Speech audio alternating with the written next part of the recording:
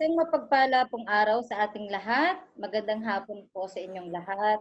At sa araw pong ito, tayo po ay muling magsasama-sama upang himayin ang mga salita ng Panginoon na ating napakinggan ng Sunday.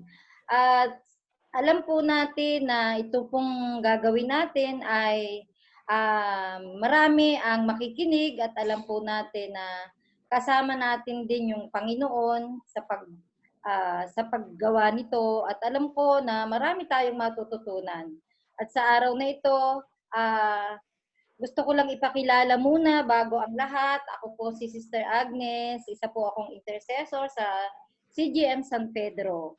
At sana po kasama namin kayo hanggang sa matapos. At nandito naman po sila, kasama ko po, isa-isa po sila magpapakilala, si Sister Marie. Unahin po natin. Isang mapagpalang hapon po sa lahat. Again, we are welcoming everyone na mag-join sa atin. Every week po nagaganap ang huddle. So, para po sa mga CGM Women's member ng CGM Women's Council, we are inviting everyone at makinig po ang lahat at nawa maging encouragement po sa lahat ng aming mga mapag-uusapan. Maging fruitful and productive po yung isang buong panahon na mapapakinggan niyo kami at mapapanood. Si Sister Loy. Sister Lloyd po. Magandang hapon po sa lahat. Muli, magsama-sama po tayo ngayong hapon na to para bulayan natin yung mga salita na nahayag ng Sunday sa pamamagitan ng buhay ni Pastor Greg. Ano lang po,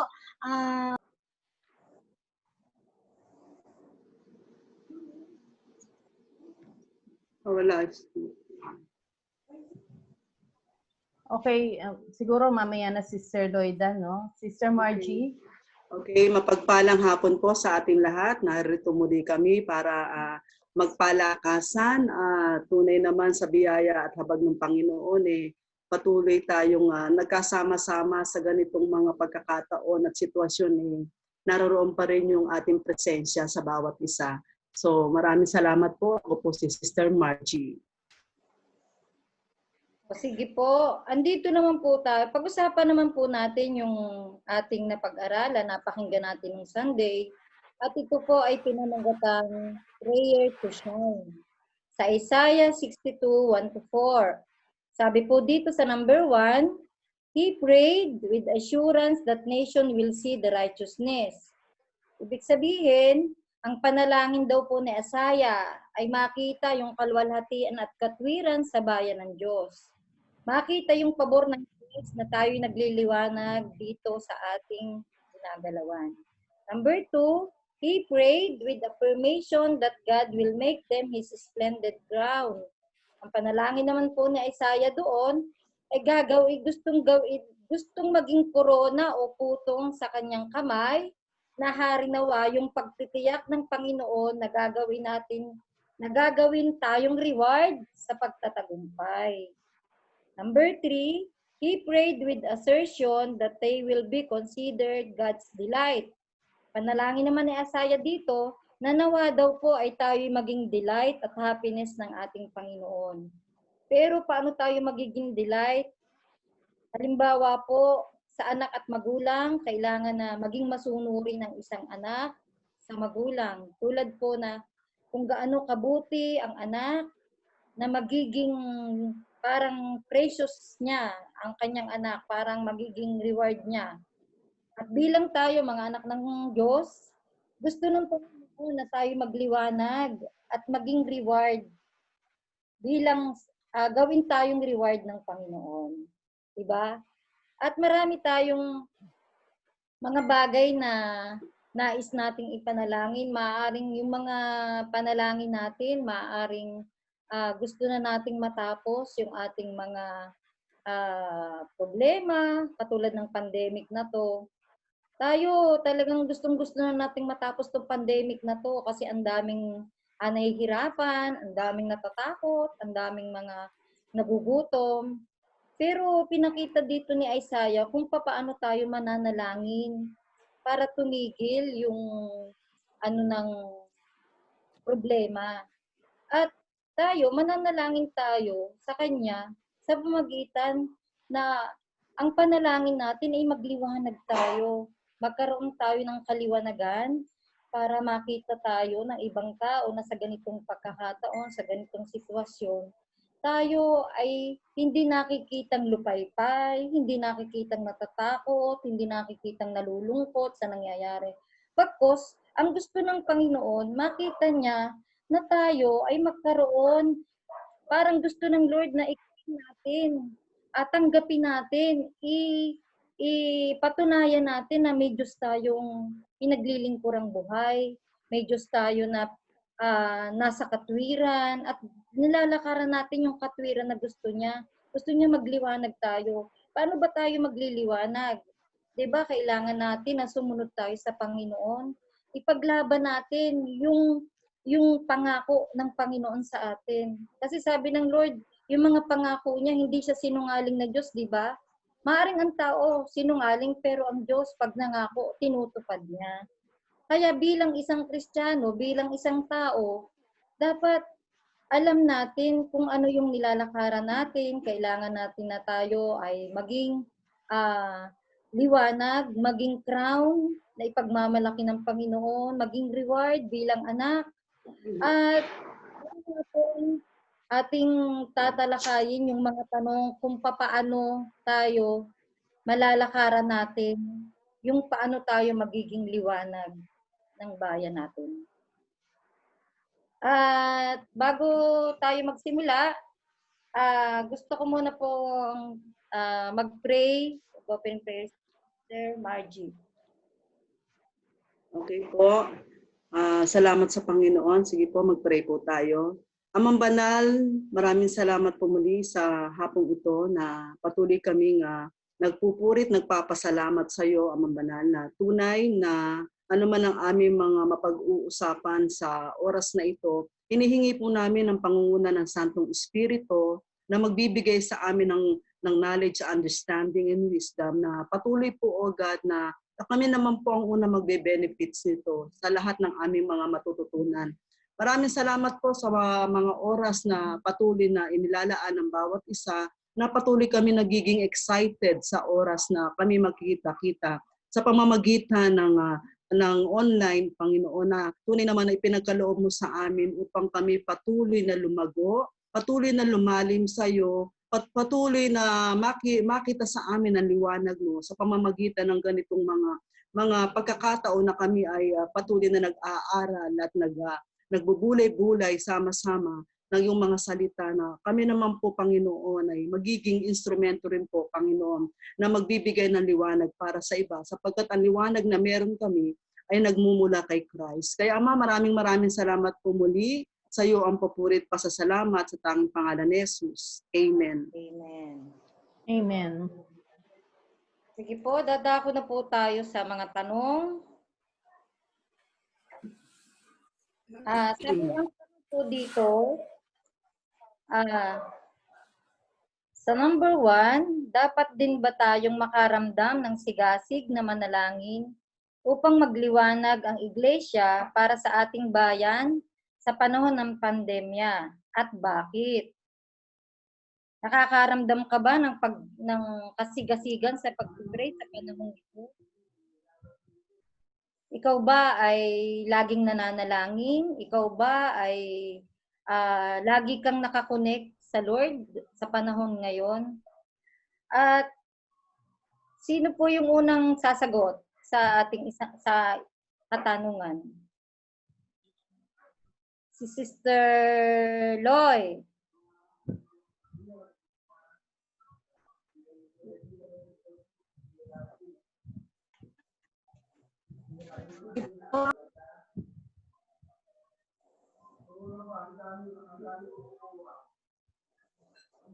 Nawawala si Sister Lloyd, Sister Agnes. Sige, habang nantay natin Sister Lloyda. O yan, nandiyan ka na ba, Sister Lloyda? Medyo mahina kasi ang signal ni Sister Lloyda.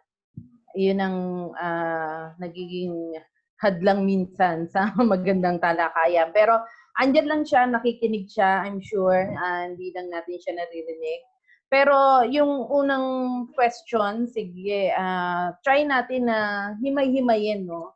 Kasi ang ang tanong is, katulad ni Propeta Isaiah. So, ibig sabihin, meron tayong paghahalintularan. Hindi tayo gagawa ng saganang atin lang, kundi meron tayong, alam naman natin na kaya isa sa mga purpose na nandiyan ang Biblia at binabasa natin ay para meron tayong gabay. So, yung yung gawa natin is meron tayong ehemplo. Yan yung Biblia or mga character sa Biblia, yung pinaka nagiging gabay natin para sa kung ano yung gagawin natin ay alam natin na ito ay pinagawa o ginawa ng mga alagad at mga followers of our God even from the beginning or the Old Testament. So si Isaiah ay isa sa mga nagpakita ng may pagkasigasig sa pananalangin. So kung babasahin naman natin ang Biblia, makikita natin doon kung ano yung karakter niya, no, when it comes to prayer. So, ang tanong kasi kung dapat ba? So, dapat alam natin kung ano ang layunin at ano ang isa sa mga, hindi naman obligasyon, kundi nararapat na ginagawa ng mga anak ng Diyos. At kung ang tanong is dapat ba, dapat din ba tayong makaramdam ng sigasig, I'm pretty sure lahat ng mga anak ng Diyos, lahat ng mga nakakakilalang tunay sa ating Diyos ay may sagot na karapat-dapat na meron tayong ganitong pagkamasigasig dun sa panalangin.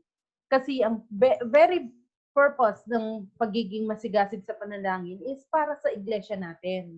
Para sa mga, not necessarily yung kongregasyon, not necessarily yung denomination, not necessarily dito ako sa pangalang ito ng church or ikaw dahil nandiyan ka sa church na yan. But as a church, kundi dahil tayo bilang representative ng ating Panginoong Diyos, dapat nagdiliwanag tayo dahil dapat masigasig tayo para magsilbing liwanag tayo doon sa ating iglesia. Ibig sabihin, doon sa kinabibilangan nating kawan ng Diyos. At kung sa panahon na nagliliwanag tayo, yun yung magiging layunin ng buhay natin na magbigay tayo ng kaliwanagan sa mga taong nasa gitna ng kadiliman during the pandemic times.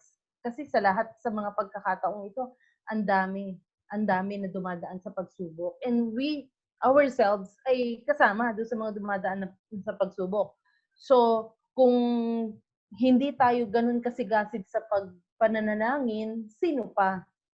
Kung ang mga anak ng Diyos ay hindi magiging masigasig sa pananalangin, sino pa ang magiging masigasig? So, di ba, dapat lang na tayo na mga frontliners ng Panginoon. Kasi we consider ourselves na frontliners eh.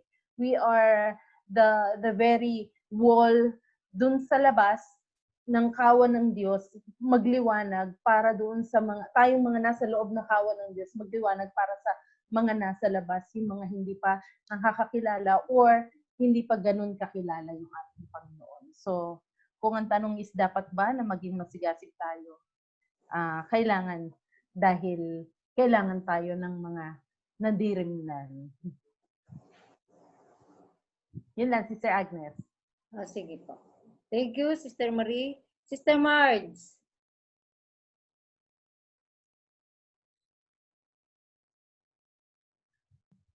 Paki-unmute. Yan. Bilang tayo ay nakakilala sa Panginoon, sistema na sa atin yung pananalangin. Kasama na yun sa ating buhay, pang-araw-araw yung pananalangin. Sa pananalangin naman talaga natin is doon natin nakakausap ng maliwanag ang Panginoon. Doon yung quality time natin sa Panginoon. Hindi lang naman tayo yung nakapagsasalita, kundi napapakinggan natin siya. Maliwanag natin natatanggap yung kanyang mga revelation, maging maging alerto lang. Sa ganitong mga mga sitwasyon, hindi lang naman din sa pandemya, kundi doon sa araw-araw na ating kakaharapin kasi hindi naman natin alam kung ano yung mangyayari bukas. Kaya yung kasigasigan ng pananalangin ay huwag mawala sa atin. Marubdob na pananalangin sa Panginoon tulad ng ginawa ni Isaiah, hindi siya nang hinawang manalangin kasi alam niya yung lahat ng panalangin niya ay magkakaroon ng katuparan na nagmumula sa Panginoon. Saka isa pa, una sa lahat, kilala naman natin yung ating Diyos na ating pinapanalanginan. At alam din natin na sa ating pananalangin, hindi lang din naman sa ating sarili bilang tayo mga Kristiyano, na ipananalangin natin yung ating bansa. Na ipananalangin natin yung lahat ng ating pamilya, mga tao, relatives. Una sa lahat nga, naihuli na natin yung ating sarili kasi alam naman natin na pag inihuli natin ang ating sarili, bahala na yung Panginoon sa atin habang naman nakikita ng Panginoon yung ating deeply na pananalangin sa Kanya, yung relasyon. Dapat kasi yung relasyon natin sa Panginoon, yung ating padalimin. At kung malalim ito, yung pananalangin natin talagang sistema na sa buhay bilang tayo mga anak ng Panginoon. Ang natutunan ko bilang nakakilala sa Panginoon, ang lahat naman talaga ng Christians dapat talaga hindi manghinawang manalangin. Hindi ka lang mananalangin dahil may kailangan ka sa Panginoon. Mananalangin tayo dahil yun ang kailangan. Mananalangin tayo dahil tayo ay part tayo na bilang anak ng Panginoon. Na yung mga taong ito ay bilang naliwanagan tayo ng Panginoon through Jesus Christ, yung buhay din natin ay mapagliwanag din natin para sa kanila. At bilang din tayo, kakaisa tayo ng body of Christ, kaisa tayo ng iba't iba tayo ng denomination, pero ang Christians talaga dapat sama-sama din itong nananalangin, hindi ba? Hindi lang naman isa. Kailangan talaga lahat tayo sama-sama para yung iglesia natin ay lalo pang magliwanag. Magliwanag pa sama-sama na magawa natin yung kalooban ng Panginoon. Kaya sa akin, kailangan talaga bilang Kristiyano, sistema na ng Kristiyano yung pananalangin at lalo pang paigtingin ang pananalangin, marubdob ng pananalangin gaya ng ginawa ni Isaiah. Yun po. Okay, thank you, Sister Marge. Sister Loy. Sister Loy, ba nandiyan na? Okay po. Para sa akin naman po, dapat yung panahon na dapat nananalangin tayo. Kasi sa panahon ngayon, napakahirap talaga ng sitwasyon. Kung ikaw pananalangin, mas mahirap po yun. Kaya manatili tayong nakakonekta sa pananalangin sa Panginoon para sa ating dala, para sa maraming tao po. Napakahirap ng mga sitwasyon na daraanan. Pero itong ating pagkakataon panalangin para sa iba, panalangin para sa hindi lamang ikaw mismo mag-isama na yung pamilya mo na sama-sama kayong nananalangin. Kasi nga, sabi nga, tayo yung church, di ba? Hindi simbolo ng church na building mo kasi yung church. Kaya, patuloy lang tayo sa pananalangin, kaysa yung ating mga kasama sa bahay, ang kawan ng ating pamilya, magpalakaran para sa pananalangin. Kasi ang Diyos sumagot, ang Diyos lagi lang nakikinig. Sabi nga, kahit yung hindi ka kumibo, pumapak lang mo, alam ng Diyos ang laman ng puso natin. Kaya magpatuloy at huwag kang hinawa sa pananalangin na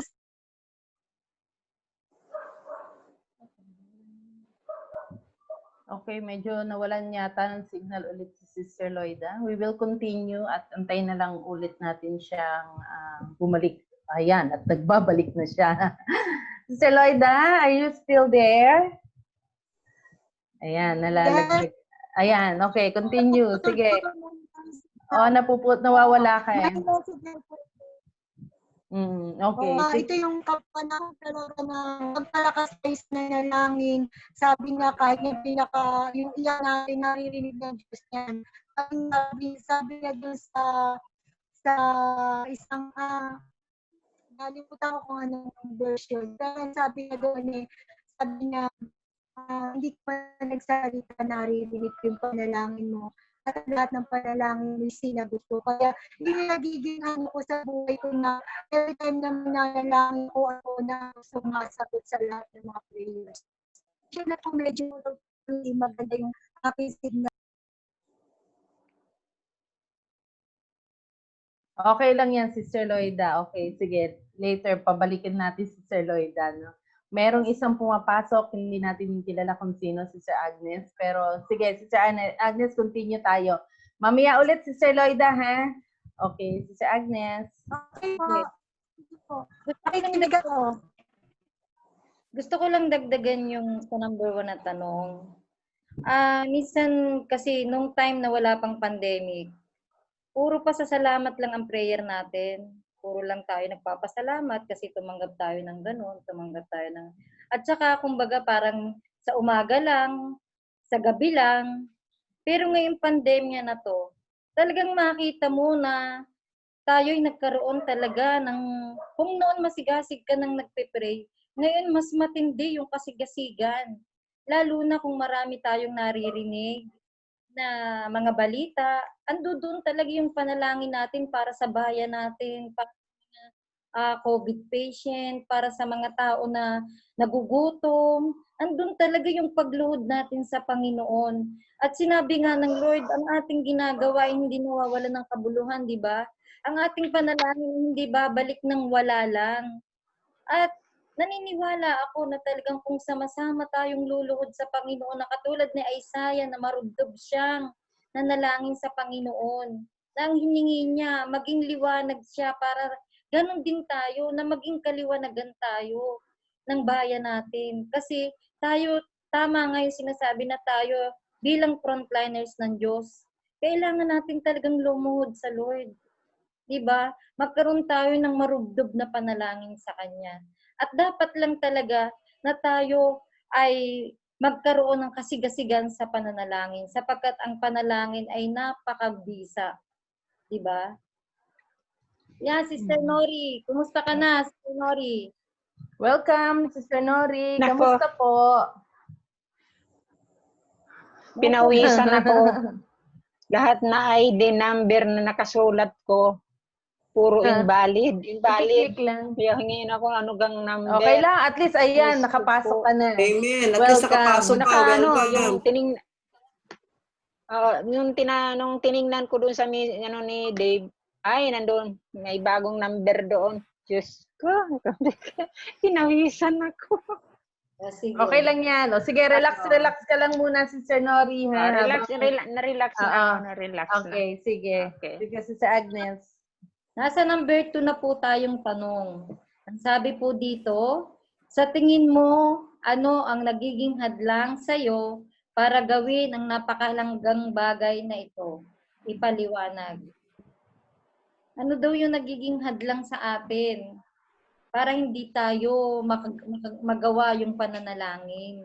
Yung pagiging masigasig, no? Kasi lahat, I'm sure, ang sagot ng mga Kristiyano, lahat ng mga Kristiyano, ang sasagutin, nananalangin ka ba? Oo, nananalangin. Walang Kristiyano ang magsasabing mananalangin. Pero dito sa topic natin ngayon, isang sinasabi is, masigasig ka bang nananalangin? Kasi iba yung nananalangin ka lang, iba yung masigasig kang nananalangin. Ibig sabihin, yun talagang, kasi ang ginamit ni Pastores, fervently praying. So, ibig sabihin, yung talagang marubdob yung pananalangin mo. Yun talagang, ang pakikipag-usap mo ay hindi lang sa pader. Kasi may mga panalangin tayo na talagang parang tumatalbog lang sa pader eh. Yung parang, Sangin, oo. Oo, parang, Sangin lang. para lang masabing nanalangin ka. At saka gusto ko lang dagdagan yung sinabi si Sir Agnes na hindi lang nung panganahon noon nagpapasalamat tayo. At nananalangin tayo, puro thanksgiving prayer. At the same time, nananalangin tayo mostly para sa sarili natin, sa mga mahal natin sa buhay, di ba? Pero this time, kasi ang pinag-uusapan natin is yung nasa gitna tayo ng pandemic eh. Maraming apektado. So ang panalangin natin is hindi within the very near lang natin, mga mahal sa buhay, mga relatives, friends, churchmates, hindi eh. ang pananalangin natin is yung pangsangkatauhan na. Kasi, di ba, ito yung tinatawag na prayer for the whole world na eh. Hindi na para doon sa, kahit hindi mo kilala eh, pinagpe-pray mo eh. Sa gabi nga, pag nagpe-pray ako, Lord, hindi ko alam ang pangalan. Hindi ko nga sila kilala personally. Pag may nag-PM na sa akin na pakisama sa prayer si ganito, ano yan, kaibigan yan, katrabaho, or kaano ng, kumbaga ilang salin lahi na yan. Yeah. Hindi ko siya kilala personal. Pero sabi ko sa Lord, Lord, hindi ko siya kilala ng personal. Hindi ko nga ito nakita eh. Pero ikaw, kilalang kilala mo siya.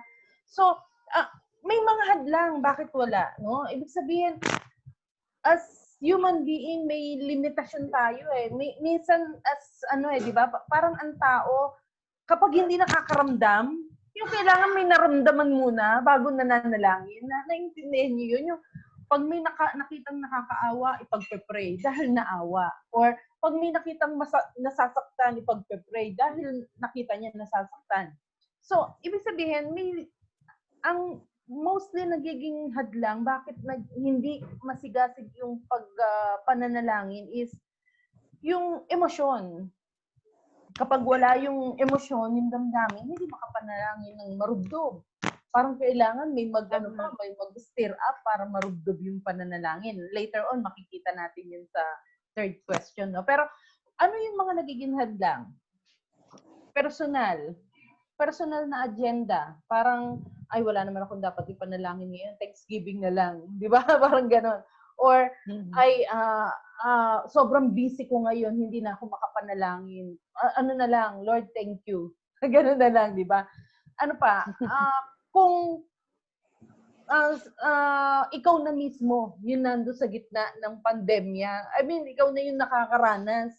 Minsan ito yung hadlang eh. Hindi ko na makuhang manalangin kasi ako na yung nasasaktan. Ako na yung may kulang. Ako na yung nangangailangan. So, ibig sabihin, may mga hadlang talaga. At hindi ito, natural lang to. Natural lang na meron talaga tayong dadaanan na face as a Christian journey sa buhay natin. Dumadaan tayo sa ganito. Pero, dapat ito natututunan. Kaya nga meron tayong, di bang, pagpapalago sa pananampalataya, meron tayong, may mga ina-attendan tayong seminar, training, nakikinig tayo every Sunday ng pangaral ng ating mga pastor. Kasi itinitrain tayo na despite sa pagiging tayo yung nasa sentro ng kahirapan, despite yung tayo yung hirap na hirap, pagod na pagod, busy, we need to pray. We need to learn to pray fervently.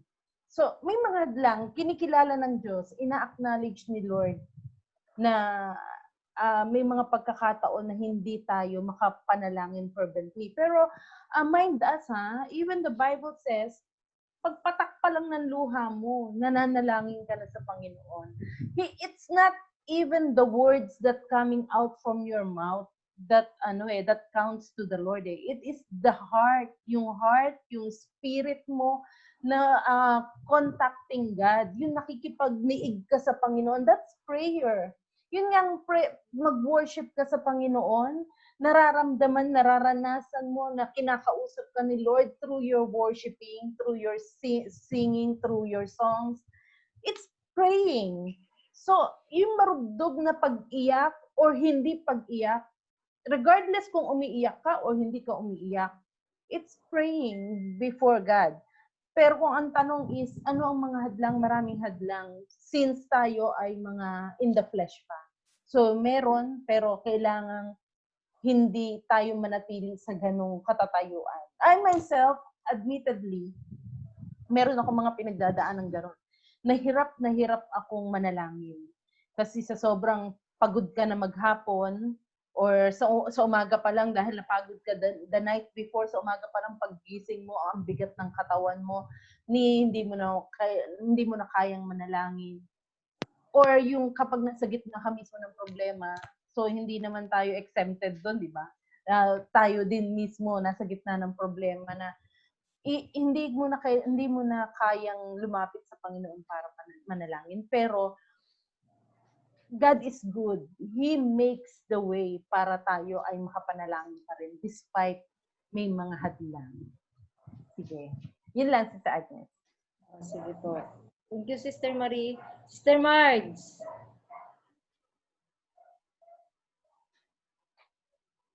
I-unmute mo muna. Siguro yung nagiging hadlang sa pananalangin, yung parang nagsawa na lang. Nagsawa na lang siya kasi hindi naman hindi naman natutupad hindi naman pinapakinggan yung aking prayer eh. Bakit pa ako mananalangin? O kaya naman, parang parang nadala na siya ng kanyang mga problema. Kasi sa totoo lang, habang tayo dumadaan sa mga harapin sa buhay, dapat lalo tayong maging marubdob, maging masigasig. Huwag nating hayaan na tayo hadlangan ng ating paglilingkod, ng paglilingkod ng tunay na may kasigasigan sa Panginoon. Problema man yan, kung ano man yan. Ako nagpapasalamat ako sa Panginoon. Siguro kung hindi ako naging malalim sa Panginoon, kung hindi ko nabasa yung kanyang mga salita at hindi ko talaga hindi ko talaga siya na-experience, siguro ako unang-unang bumigay sa dami-dami ng mga nangyari sa buhay ko. Simula pa noon. Pero nagpapasalamat ako dahil nakita ko yung biyaya at habag ng Panginoon na may maraming pagtuturo. Sasabihin ko lang sa sarili ko, ay kaya pala. Kaya ako pala ito dapat pagdaanan kasi ito pala yung aking pagdadaanan na ganun pala, ay salamat. So lahat-lahat ng pangit na ng mga nangyayari sa buhay natin, iti-take po natin ito na blessing sa buhay po natin. Kasi sa mga pangit na nangyayari sa atin, dahil alam naman natin yung relasyon natin sa Panginoon at alam ng Diyos yan, kung paano natin ipinaglilingkod ang buhay natin sa Kanya, kung paano natin ito pinagkakatiwala, at kung paano rin talaga tayo, kung paano tayo umugnay at mag-meditate ng kanyang salita. Hindi lang sa meditate, kundi yung i-apply natin sa buhay natin. Nakikita yung pagbabago ng Panginoon, nakikita yung pagsasaayos sa atin. Hindi pa man lahat kasi nasa proseso tayo, pero marami yung mga pagbabagong ginagawa at lalong nagliliwanag at nagniningning siya sa buhay natin.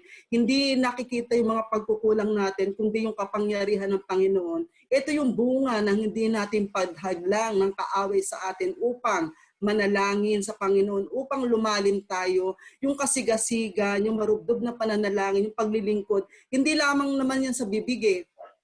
Hindi talaga sa puso. Sa puso talaga magmumula, mag-uugat lahat eh. Kasi kung ano yung ilalabas mo sa labi mo, at kung ano yung ipakikita mo, yun sa puso yun eh. Yun na yung inilagay ng Panginoon sa puso mo, na yun yung mga ipinalangin mo sa Panginoon, iniyak mo. Diba sabi ng Panginoon, bago pa lang kayo lumapit sa akin, alam ko na yung mga hinihingi ninyo. So tayo lang siguro, dahil sa lumalago tayo sa Panginoon, ang sa atin lang siguro declaration sa pananalangin. Declare lang tayo ng declare. Kasi na tayo, kumbaga tayo na yung frontliners ng Panginoon, tayo mga warriors ng Panginoon. Kung tayo mga warriors, tapos pinanghihinaan tayo ng loob, paano tayo magiging encouragement sa iba?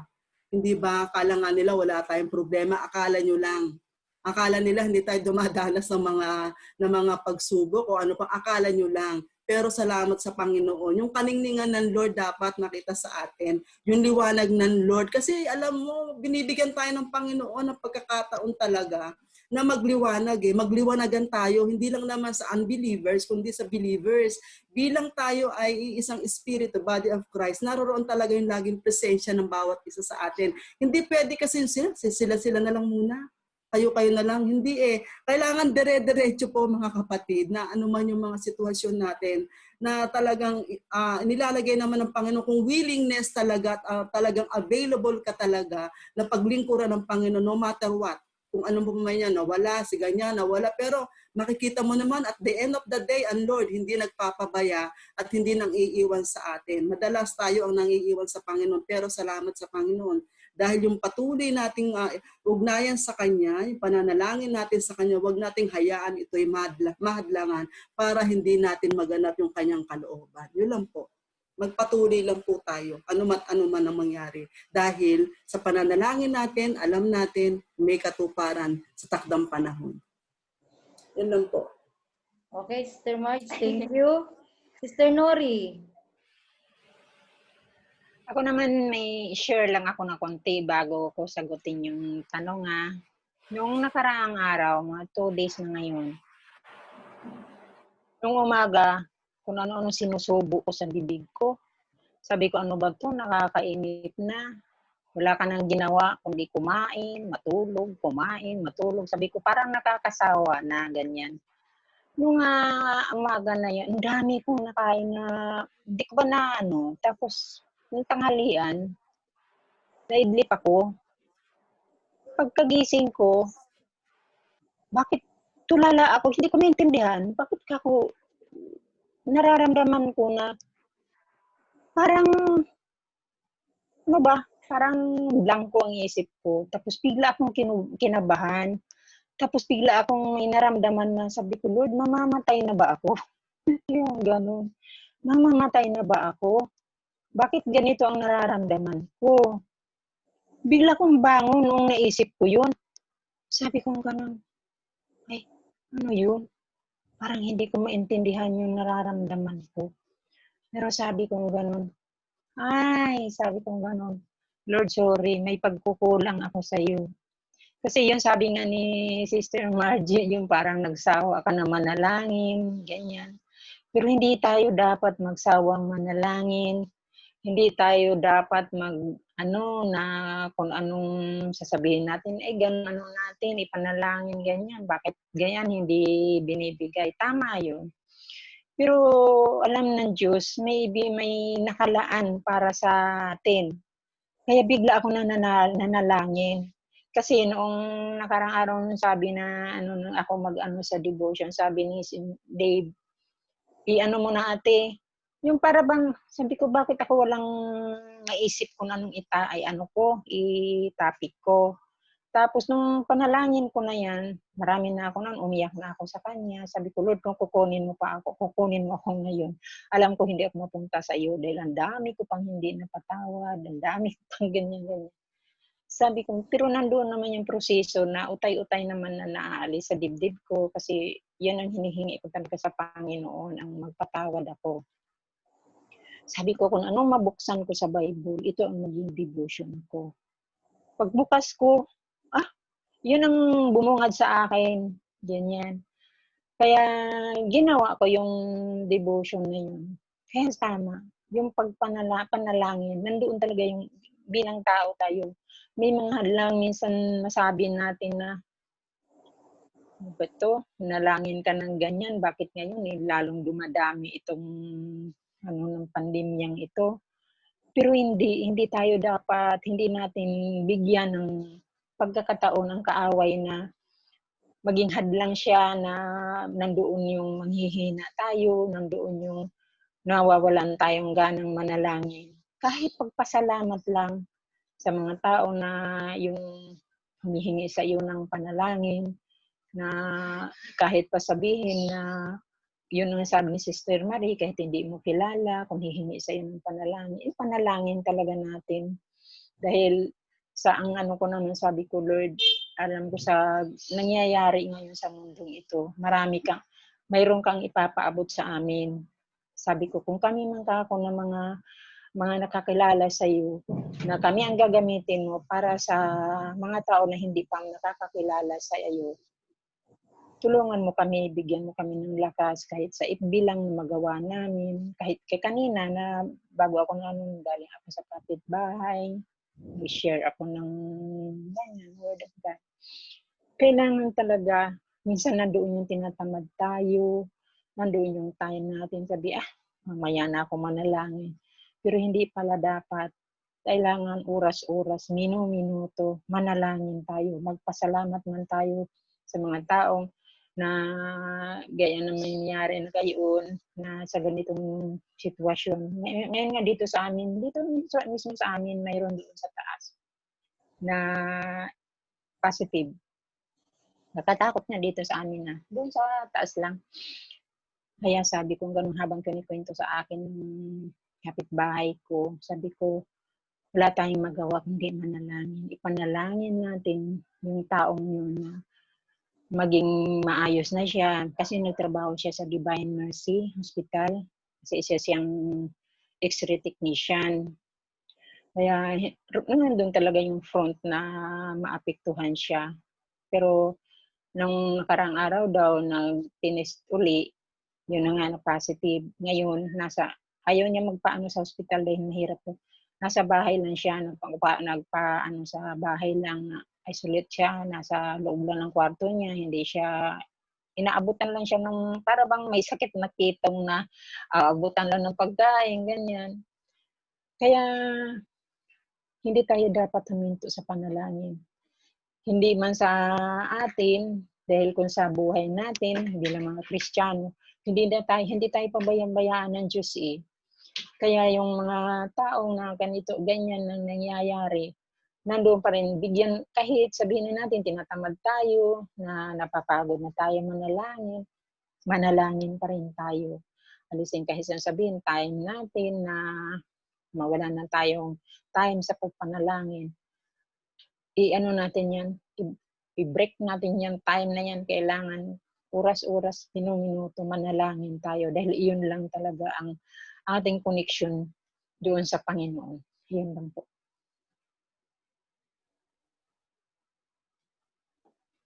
Thank you, Sister Nori. Sister Loy. Sister Loy Okay. ba nandiyan na?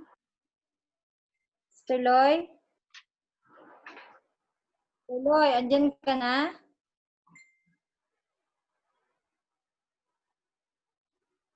O sige po. Mukhang hindi talaga makakonect si Sister Loida.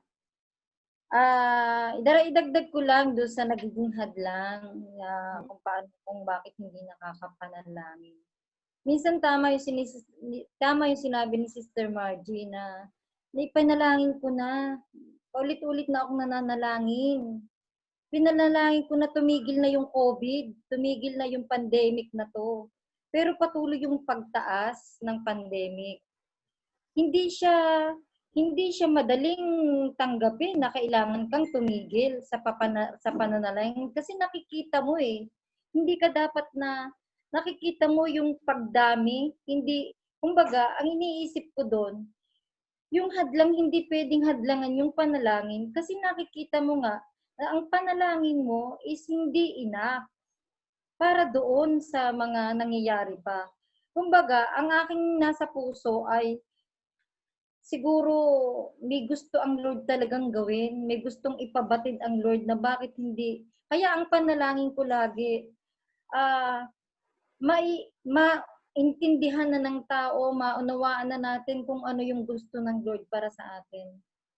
Kasi katulad nga nung ginawa ng mga, share ko lang, yung katulad ng ginawa ng mga taga Ninive, nag-ayuno, nagpalit sila ng mga damit nila, kahit ang hari nila, bumaba, di ba? Nag-ayuno din sila. At siguro, isa yun sa nakikita ko na alam ko naman na marami naman ang gumagawa nun. Marami nag-aayuno, maraming talagang lumalapit sa Panginoon. At alam ko na darating talaga yung panahon na mawawala din tong pandemya na to. At ang Lord lang ang nakakaalam nun. At siguro sa palagay ko, walang magiging hadlang para hindi tayo makapanalangin. Lalo na kung alam natin yung nangyayari sa paligid natin. Di po ba? O sige po. Ngayon naman po, dako tayo dun sa pangatlong tanong. Ano ang motivation mo at paano mo gagawin sa paraang praktikal ang paglalaan ng panahon upang ipanalangin at isakatuparan ang pagliliwanag mo bilang kabahagi ng iglesia sa mahirap na panahong ito? Medyo mahaba yung tanong. Isa-isahin natin. Ano ang motivation mo at paano mo gagawin sa paraang praktikal ang paglalaan ng panahon upang ipanalangin at isakatuparan ang pagliliwanag mo bilang kabahagi ng iglesia sa mahirap na panahong ito? Paano mo daw po magkakaroon tayo ng motivation para gawin na magkaroon tayo ng praktikal ang paglalaan ng panahon upang tayo manalangin? Sister Marie. Siguro motivation sa pag sinabi kasing motivation, ito yung magiging dahilan para magkaroon ka ng kasigasigan, no? Para sa pananalangin. At hindi mo mararamdaman o mararanasan yung kasigasigan kung hindi mo alam talaga yung pinagdadaanan ng pinapanalangin mo. So, para sa akin, ang motivation is malaman mo, maramdaman kung ano yung nararanasan. Kasi ang tinatanong dito is yung bilang kabahagi ka ng iglesia eh. So, ibig sabihin, unang-una na ipapanalangin mo is para magliwanag ka within the church, within yung kinabibilangan nating kaharian ng Panginoon. So, sa mga katulad nating mga anak ng Diyos, ang motivation natin, abutin sila, di ba? So, abutin sila para malaman natin, ano ba dapat ang ipanalangin ko sa taong ito? Ano ba yung pinagdadaanan niya? Kasi kung ang sasabihin ko lang, panapanalangin ko si Sister Agnes, hindi ko mararamdaman sa panalangin ko na ano yung pangangailangan niya na dapat kong idulog sa Panginoon. Eh. Bagamat alam naman natin na lahat tayo dumadaan sa pandemya, nandito sa pero yung tunay na katatayuan ng tao, siguro ito yung magandang magiging motivation natin para maiharap natin sa Panginoon, maihayag natin sa Panginoon, yung laman ng puso natin para ipanalangin natin. Maipanalangin natin, no? Bilang mga anak ng Diyos at bilang mga parte ng kawan ng Panginoon o parte ng iglesia ng Panginoon. Tapos yung sinasabi kasi na paano yung practical na paglalaan ng panahon upang ipanalangin sila.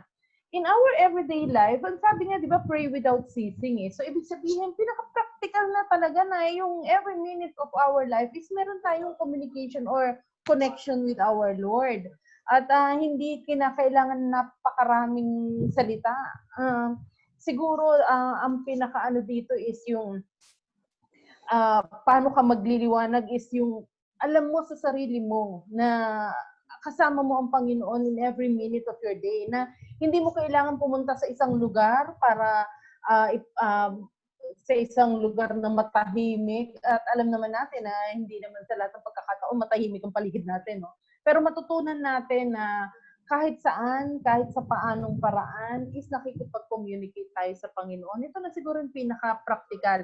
At the same time, siguro yung kung sino yung nangangailangan ng panalangin, as much as possible, is makausap natin, no?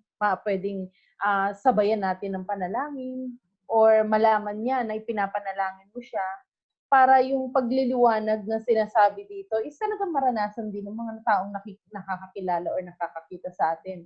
Tandaan natin kasi yung ano ba yung pagliliwanag, no? Yung sinasabing yung glory ng Panginoon, ano ba yung glory or kaluwalhatian ng Panginoon, kundi yung presensya mismo ng Panginoon. So, ang pinaka-practical dito is yung makita sa iyo talaga na nabubuhay ang Panginoon sa iyo. So, sa kalagitnaan ng pandemya, ikaw yung nagliliwanag. Ikaw yung nakikita ng mga tao na pwedeng ipanalangin mo sila sa panahon na hindi nila kayang manalangin. Gusto ko lang i-share nung minsan nagme-meditate ako regarding prayer, since ito yung ating for the month, yung ating theme na pinag-uusapan natin every Sunday regarding prayer, no? At regarding yung light shining or shine. Nung minsan na nanalangin ako, nagrema sa puso ko ang mga salita ng Panginoon. Sinabing, huwag mong hanapin sa kapwa mo ang liwanag. Huwag kang bilang anak ng Diyos, bilang ikaw ay tumanggap kay Kristo at nananalig ka sa Panginoon. Huwag ka nang kung kani-kanino naghahanap ng liwanag. Look within yourself.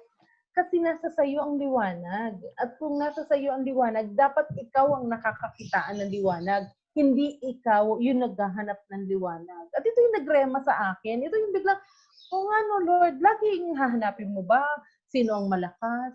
Si sister, malakas sa pananampalataya. Kung si pastor ganun, kailangan ko ng panalangin niya. Pero ang tinuturo ng Panginoon sa kanyang mga anak, do not look for the light because you are the light. Because hindi ikaw, kundi si Jesus na nasa sa iyo ang nagliliwanag, na dapat nagliliwanag para sa mga taong nasa paligid. Hindi dapat ikaw yung nagkukumahog na maghanap ng liwanag na, kailangan ko kausapin si ganito kasi nadirimlan ako. Kailangan ko makapakinggan si ganito kasi nagbibigay siya ng kalakasan. Look within your heart. Kung totoo na tinanggap mo si Jesus, kung totoo na nasa iyo si Jesus, nabubuhay sa iyo si Jesus, manalig dapat tayo na tayo nasa ating yung liwanag dahil nasa atin si Kristo. Tayo dapat yung encourager. Tayo. Okay. Sister Marie, thank you. Si Sister Margie.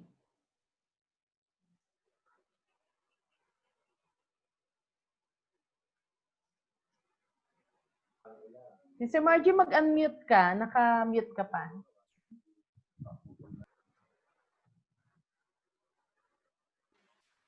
Sa akin naman, yung nagiging motivation ko talaga is yung makapasok talaga tayo dun sa sa Great Commission. Sa Great Commission kasi kung hindi, kasi mas maliwanag sa atin kung ano yung purpose natin, bakit tayo nag-exist sa mundong ito. Na yung liwanag ng Diyos na tama Sister Marie ay dapat makita sa atin through Jesus Christ. Na yung liwanag na yan is magsalita ka lang, maki-ano ka lang sa kanila, isa nakikita mismo sa iyo. Hindi man perfect kasi nga we're on process, pero mas mainam, mas higit yung nakikitang mga pagbabago at pagsasaayos ng Diyos sa atin. So yung motivation ko is yung tama alamin kung ano yung mga pangangailangan na higit nila, yung kanilang spiritual talaga, nangangailangan talaga ng panalangin. So, by that, napapanalangin mo kung ano yung sinasabi sa'yo. At saka lagi tayo ready pag may nag-text sa atin. Kailangan nga yung cellphone nga natin kung maaari, laging naka-online. Kasi whatever na may magte-text sa'yo na pakipag-pray mo ito, post ka na talaga. Gaya ng mga ginagawa nila Sister Marie, Sister Lloyda, tayo rin naman. Pag nangangailangan tayo ng prayer, napakalaking bagay na meron tayong kabahagi o katuwang sa mga pananalangin.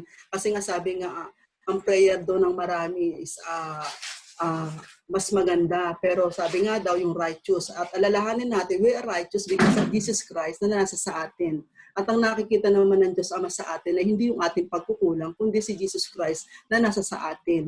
So, lagi natin panghawakan yun. Kasi sasabihin, hindi naman ako righteous eh. Kasi hindi tayo ay righteous because of Jesus Christ. So, yung prayerful doon ng mga righteous, yun doon pinakikinggan ng Panginoon. At good enough naman dahil nakikita naman natin kung paano kumikilos ang Panginoon sa buhay natin.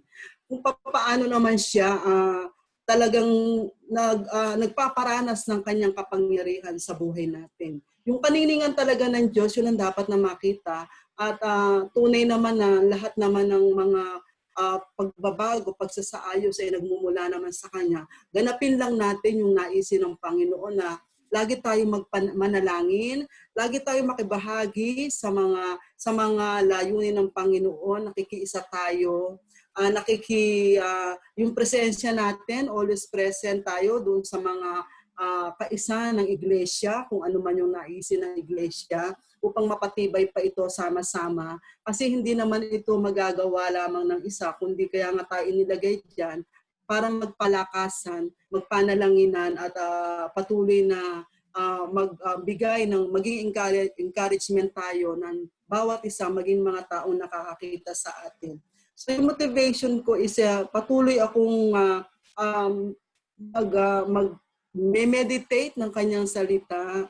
Patuloy akong uugnay, mag-tune in sa kanya kasi upang yung araw na aking kakaharapin ay mapuno yung puso ko ng pasasalamat, mapuno ng prayer, mapuno ng presensya ng Panginoon kasi 'di ba yung presence ng Lord is joy, peace, love. So sa ganung paraan, yung bilang Kristiyano tayo, bilang anak ng Diyos, lahat naman tayo Kristiyano nga, yung tunay na nagmamahal sa Panginoon. Kakitaan talaga tayo ng liwanag ni Kristo upang yung liwanag na yan, ma-share din po natin sa iba. So, wag po tayong manghinawang magpaturo sa Panginoon bilang tayo ay sama-sama naman lagi na ganitong pagkakataon. Yung bawat insight natin ay kalakasan din po ng bawat isa, maging sa mga makakapakinig, yung bukas ng kanilang mga puso, kanilang mga spiritual eyes, spiritual ears, bukas, at yung sa ganun ay na-adapt natin patuloy yung mga pagtuturo ng Panginoon sa bawat isa sa atin. Yun lang po. Okay, Sister Marge. Sister Nori, ano daw yung motivation mo? Motivation. Tayong lahat may motivation tayo. Ang motivation natin yung harapin, lalo na sa sitwasyon ngayon ng mundo. Ang inaano sa atin, ang manalangin, ipanalangin, kung sino yung mga nangangailangan ng panalangin. Sa panalangin, hindi lang kay ngayon ka lang manalangin, mamaya hindi ka manalangin. Kailangan ng panalangin, oras-oras, minuto. Kasi yung gagawa ka lang ng isang bagay na natapos mo na, ay thank you Lord, salamat, at natapos ko to, ganyan. Tapos yung hindi talaga natin bigyan ng pagkakataon ng may mga tukso kasi na lumalapit, may mga tukso na sabihin na nalilimutan na natin manalangin, hindi natin pahintulutan yan na lumapit sa atin ng mga gayong bagay. Kailangan din ipakita din natin sa mga nakakakilala sa atin kung ano ka noon, iba ka na ngayon. Kung ano ang gawain mo noon, hindi mo na ginagawa ngayon. Diba? Kasi ano na tayo ng Panginoon eh. Nandoon na yung palagi tayong manalangin, panalangin yung lalo na sa ating iglesia, sa sitwasyon ngayon, sa buhay ng bawat isa, nandoon yung nalalaman mo na yung walang trabaho, na nanghihirap, walang makain. Kahit sa panahon hindi ka man makaabot sa may abot sa kanila, pero may abot mo yung panalangin mo na may gagamitin ng ibang tao para sa taong ito. Nandoon yung marudrog mo ng pagpanalangin. Kasi ang pagpanalangin, pag wala sa puso mo, baliwala eh, suntok sa buwan, suntok sa ano.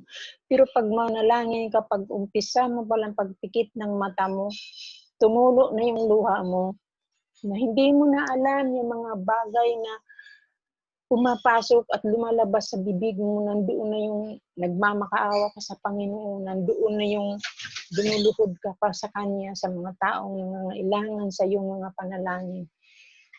Galing na dito sa puso eh. Hindi lang galing dito sa bibig, hindi galing sa isip, dito na sa puso eh. Kasi ang pagpanalangin natin, kung galing lang dito sa bibig at sa ano lang, wala eh. Pero kung galing dito sa puso, ang pagpanalangin mo, masarap ang pakiramdam mo at sinasagot ng Panginoon ang mga panalangin mo na yan. Lalo na yung, kasi ranas ko na yung mga yan eh. Kaya minsan nga sabi ko, bakit Lord, pag ako'y manalangin para sa sarili ko, yung bagay na yan, na iyan ang gusto ko, hindi mo binibigay, iba ang binibigay mo. Bakit ka ko yung mga tao na humihingi sa akin ng panalangin, tapos ayun, nagre-response, ay salamat sa panalangin mo dahil ganito. Kasi pinanalangin mo nung galing sa dibdib, galing sa puso mo. Tapos sabi ko gano'n, bakit gano'n? Yung panalangin ko naman para sa sarili ko, galing din naman sa dibdib, galing naman sa puso ko. Nasasagot ko rin yan dahil ang sabi ko sa sarili ko, ang hinihingi mo, alam ng Diyos kung nakakabuti sa'yo o hindi. Kaya maghintay ka lang kung bibigay niya sa'yo, maghintay ka lang. Pero huwag kang magsawang manalangin sa sarili mo man, sa pamilya mo, sa ibang tao, sa buong mundo. Tuwing manalangin ako, kasama talaga ang buong mundo. Panalangin na sana matapos na ito dahil nababalitaan mo, walang trabaho, walang mga kain, ganyan, mabasa ka. Para sabi ko, parang nag-ano na immune akong bumasa sa FB, na ganito ang nangyayari. Nandun talaga ang spirit mo at ang puso mo na ipanalangin sila. Kahit sa pagkanta, nanalangin ka na rin eh. Kahit sa minsan pagkanta, ano ko nga, i-tune ko nga yung nandoon pa rin yung para ako nagpe-praising. Napimimiss ko kasi yung sa simbahan, ay praising natin. Ano talaga yung, hindi mo nararamdaman mo yung Holy Spirit na nangungusap sa'yo. Ganyan eh. Kasi yan ang nararanasan ko. Dahil sabi kong ganun, Lord, hindi man ako perfecto, wala man akong gaano memorize sa Bible. Kasi pag iba na talaga pag may edad ka na eh. Na yung yung isip mo, yung utak mo, hindi mo na gaano mahal. Pero ang pagpanalangin, wala yan sa nandyan talaga yan. Ang makipag-ugnay ka sa Panginoon. Ganyan. Sabi mo, Sister Nori, na talagang yung panalangin mo, talagang kailangan na manalangin palagi. Oo, palagi. Palagi manalangin. Huwag tayong magsawang manalangin. Dahil yan lang ang ating tulay papunta sa Panginoon. Amen. Okay. Andiyan pa si Sister Loy? Wala na talaga? Parang wala na siya, no? Siguro, na-cover na natin lahat, Sister Agnes, yung lahat ng questions, no? At gusto ko lang i-add, no? Baka may mga question yung mga nanonood, nakikinig, at may mga gustong ipag-pray. Pwede po kayong makipag-ugnayan sa kahit sinong member ng CGM San Pedro. Yung mga ngayon palang nag-tune in para humingi ng panalangin, pwede pong gawin ninyo po yan. At salamat din dahil nanood silang at nakinig ngayong gabi nito.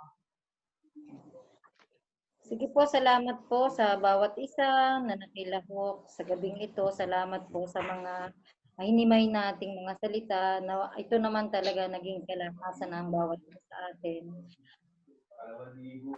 Marami pa sana tayong dapat na pag-share, pero dahil sa kulang na tayo sa oras, kailangan nating maputol muna by next week ulit sa kalooban ng Panginoon.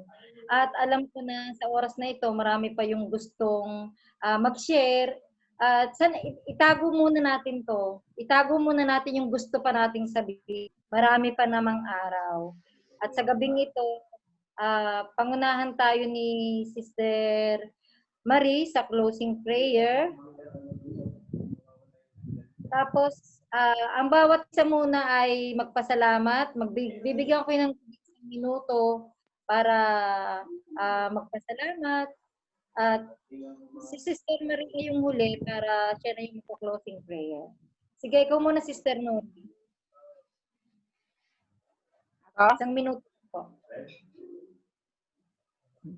Ako'y nagpapasalamat sa Panginoon na sa nangyari sa buhay kong nakaraang araw nga akala ko mamamatay na. Hindi pa ako, marami pang papagawa ang Diyos sa akin. Kaya nagpapasalamat ako sa buhay ko at sa buhay ng mga anak ko. Yun lang po. Mark. Maramit ka. Papasalamat ako sa Panginoon at patuloy yung kung ano man yung mga inilalagay pa ng Lord sa puso ko is magkaroon ito ng kaganapan, huwag manghinawa, lalong magsigasig, lalo pang magpaalala yung mga reminders ng Lord, maliwanag kong matanggap.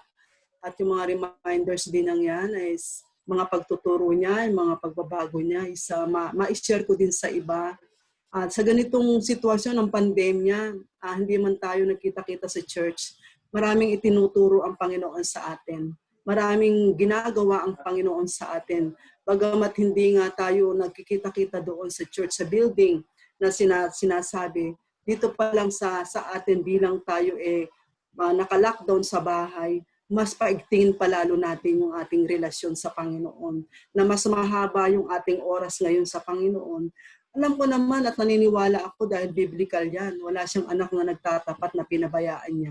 higit pa sa inaasahan natin ang kanyang ipagkakaloob sa atin. So kung ano man yung ating mga tinatanggap sa Panginoon, alam natin, bunga ito ng ating matyagang pagtitiwala at pananalangin at paglilingkod sa Panginoon. Kaya tayo pinagkakalooban para sa ikararangan ng kanyang dakilang pangalan. So maraming salamat po Panginoon at huwag po tayo manghinawang sa tuwina-tuwina magkita-kita. At salamat sa Panginoon sa mga gadget na ipinagkaloob sa atin dahil alam naman ng Lord yung willingness ng heart natin na patuloy tayong kabahagi sapagkat kabahagi tayo ng iisang iglesia ng CGM San Pedro at kabahagi din tayo ng pananalangin sa ating bansang Pilipinas at sa ating pamilya at sa lahat ng taong ating nakakasalamuha maging sa ating mga GC friends. Kaya patuloy tayong maging pagpapala din sa kanila. Maraming salamat po. At magandang gabi. O sige, Sister Marie, bago ka mag-close, magpasalamat muna ako. Gusto ko magpasalamat sa Panginoon sapagkat kahit sa ganitong sitwasyon, alam ko naman na marami talagang nagiging hadlang, pero mismo tayo, pinipilit natin na maging liwanag at kabahagi kasi ng Iglesia, na maging liwanag tayo para marami tayong maabot, marami tayong masyaran at maging frontliners talaga tayo ng Panginoon. At salamat sa Lord kasi nakikita ko naman na lahat tayo ay nagagamit ng Panginoon sa panahon ito. Yun lang po. Amen. Okay, thank you, Sister Agnes. Gusto ko lang i-reiterate yung big idea na binigay ni Pastor last Sunday, yung pray fervently and shine seriously and continuously. Ayan, di ba? Dinugtungan ko lang.